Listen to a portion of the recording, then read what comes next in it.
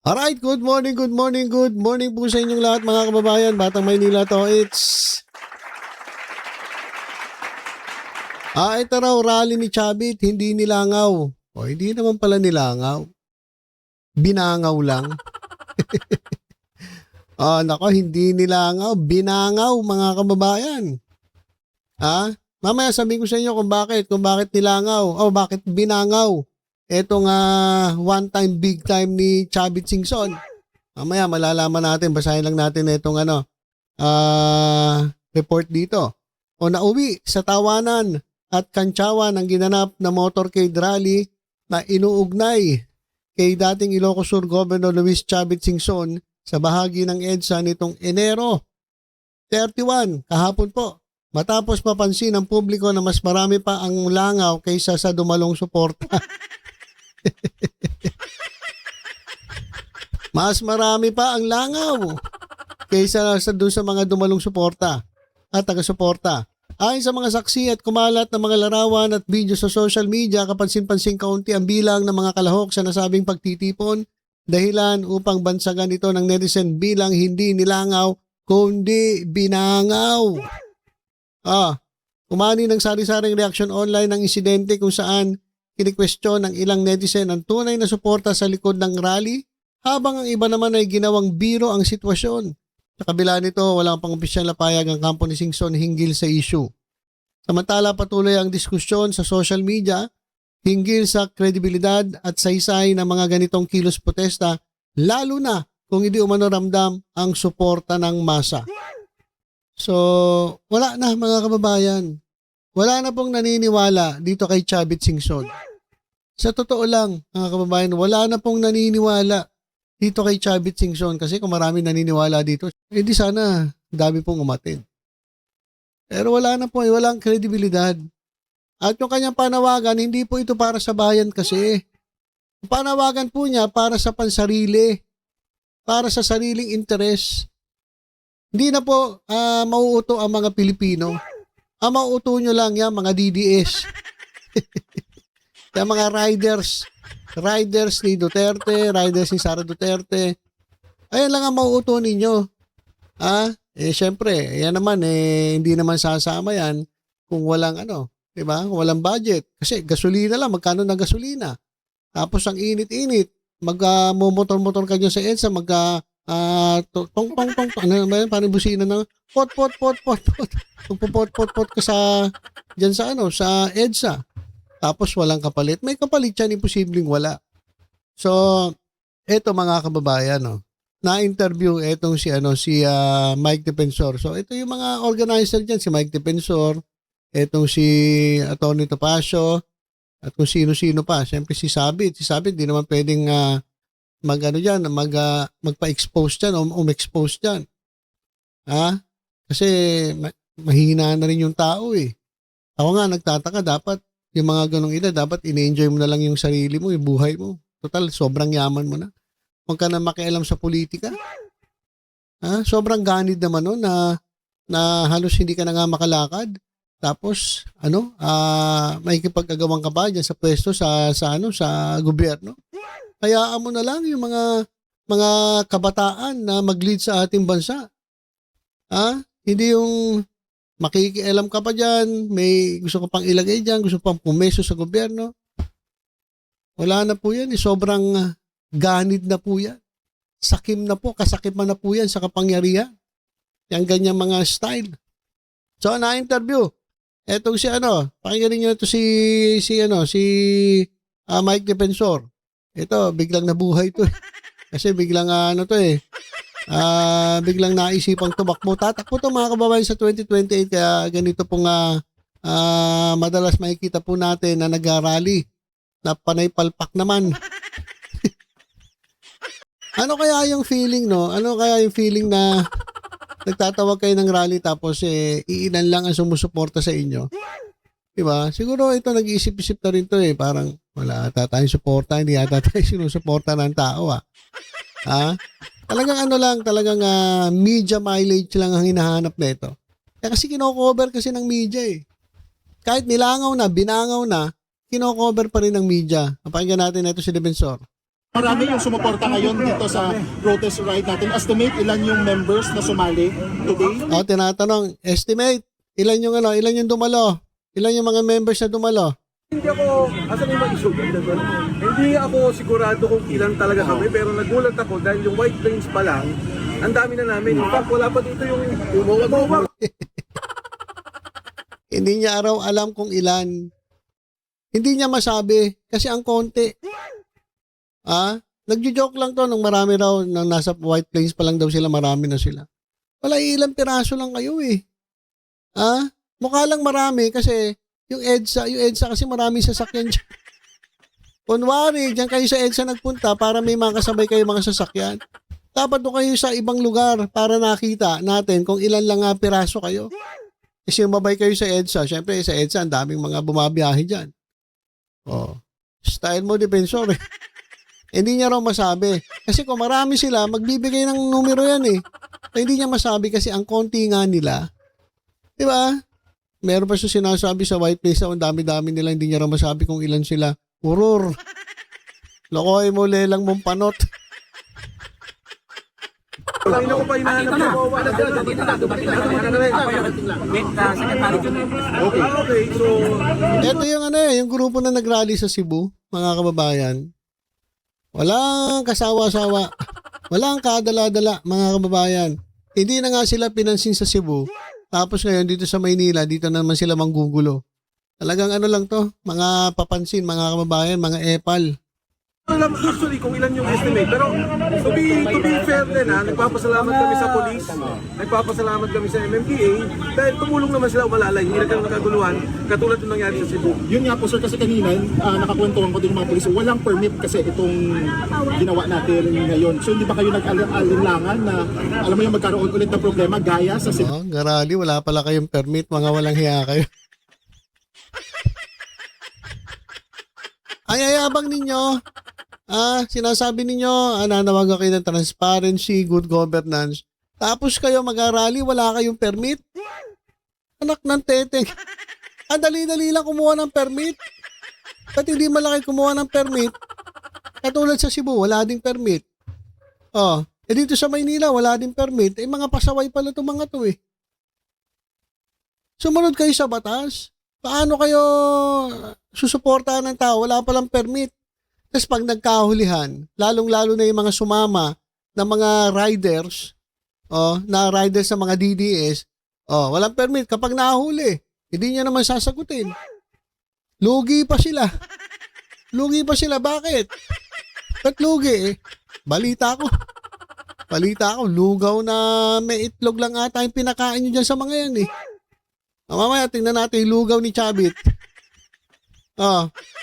Wala pala kayong permit, mga hinayo pa kayo. Tapos, ikot-ikot kayo, dagdag traffic pa kayo. Hindi po, kasi po, ang mali po yung ginawa sa Cebu eh.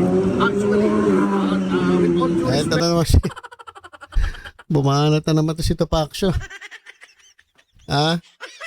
Yung abogado na, ang sabi nila, base dyan sa nababasa natin sa social media, ito na yung abogado na laging talo.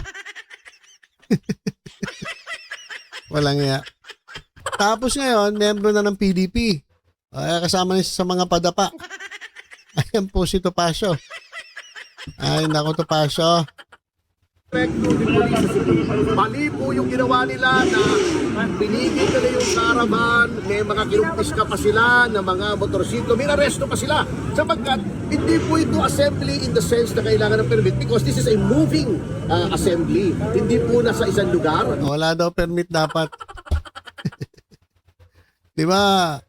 Dapat lahat ng mga kilos, whether caravan, kasi makaka-istorbo ka eh. Makaka-istorbo ka sa daloy ng trapiko. Sabi ni Topacio, bilang isang abogado, hindi na raw kinakailangan ng permit kasi moving naman daw sila. Gumagalaw naman daw sila. Ayun yung sabi ni Topacio. At ang ating pong culmination o final destination ay isang freedom park kung saan hindi na po kailangan ng permit. Ngunit kami naman po ay nakipag-coordinate sa kapulisan natin. Kami po ay lumiham kay bagong hirang na Chief PNP Nartates kahapon at sinabi po namin na kami may caravan, ito po ang ruta at humingi po kami ng assistance para walang gulo sa trapiko at sa pagdaloy ng mga tao sa sidewalk. So, pinagbigyan naman po kami kaya nagpapasalamat po kami sa mga pulis at nagpapasalamat. Opo, nagpapasalamat din po kami. Nung kami dumadaan yung mga pulis, hindi ko nasasabihin kung sino, alam niyo kung sino kayo, habang kumakamay kami, gumaganon-ganon din sila at sinasabi nila, Marcos resign. Sigurado. Nagmarites na naman to si... Habang dumadaan daw sila, nagaganyan-ganyan daw sila, Marcos resign. Pinakita ko nga kahapon, di nga kayo pinapansin ng tao. Dumadaan kayo, di nga kayo pinapansin ng tao. Tapos, wala ako nakitang gumaganon. Invento lang to si Tupac. Wala ako nakitang gumaganon. Dumadaan sila, hindi nga sila pinapansin. Tapos may gumaganon daw. Style mo, bulok, Tapasyo. Invento rin itong tulongges na to eh. Marami yung sumuporta ngayon dito sa... Okay, so ayan mga kababayan yung interview kay dyan sa mga organizer. Kawawa naman na itong mga to. Nag-iimbento na ng kwento. May gumaganon daw, hindi nga kayo pinapansin. At si Defensor naman, hindi niya masabi kung ilan kasi nga sobrang konti. O pag sinabi niya, may nakakahiya lang. Kasi one time, big time eh. One time, big time. Ang nangyari, small time. Ilang piraso lang ang umatend. Anak ng teteng. Tapos ito, mga kababayan. Ito. Ayan po sa litrato. Ay pila po. Diyan po sa bus ni Chavit. Ayan lugaw lang daw with egg. So pagkatapos po mag-ikot-ikot ng mga rider sa gumastos ng ilang litrong gasolina, pumila pa dyan po sa lugaw ni Chavit. Ayan lugaw ni Chavit, masarap daw.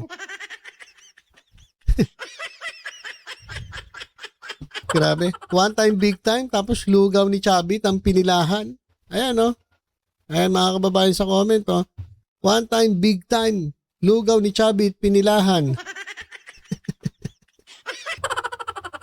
Ito. Ano sabi rito?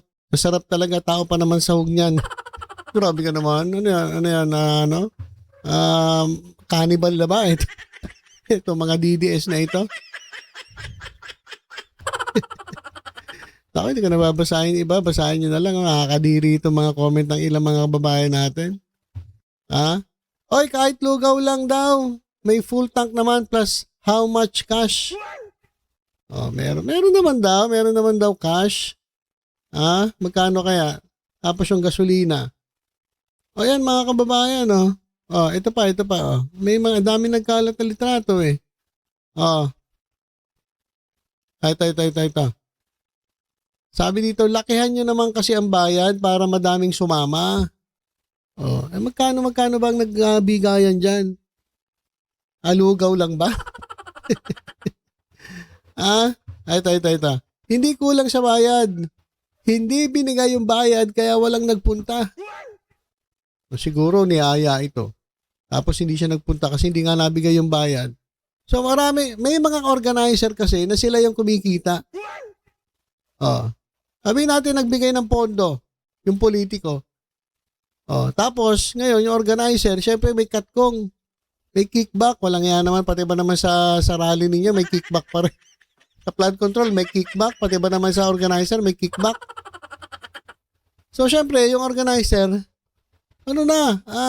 kumupit na. Kumupit na. Kaya walang napunta dun sa mga riders. Sige mo, ayan tignan niyo yung mga riders para malungkot. Lakihan natin, Ayan. Kawawa naman. Ito si Kuya, malungkot. Biruin mo, pa-ride pa sa EDSA, init-init.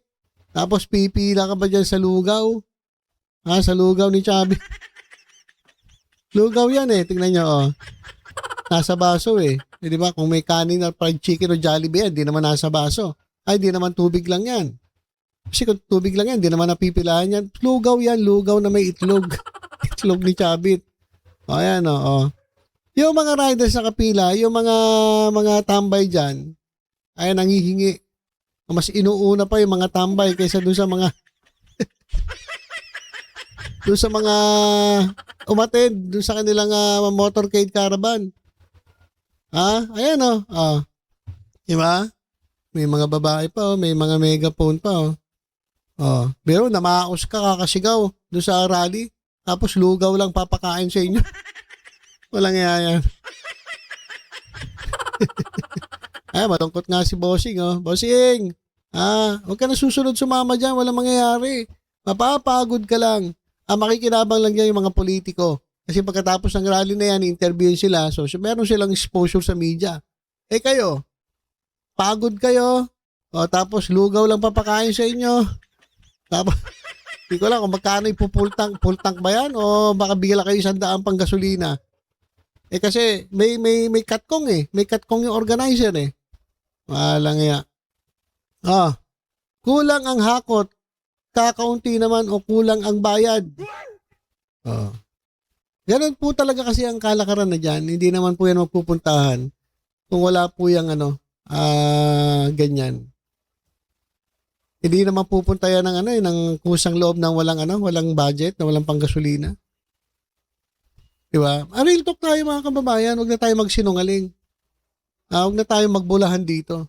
May budget po yan. Kaya lang, siguro kaya konti ang tao kasi maliit ang budget. O kung malaki man ang budget, kinatkong ng organizer. Ganun lang naman po yan. Kaya nako, etong mga ito, yung rally ni Chavit, hindi nilangaw, binangaw po. Kawawa naman ito si Sabit. Wala na talaga naniniwala dito kay Chavit Singson. Kaya kayo mga kababayan, kapag niyaya kayo, wag po kayo magpapagamit. Pero mo, papakapagod kayo, tapos lugaw lang papakain sa inyo. Yan lugaw. Pila ka pa. Ano ba yan? Okay, so yun lang po muna mga kababayan ng ating update. Tutok-tutok lang po dito sa Batang Maynila to. Ingat po tayong lahat. God bless po.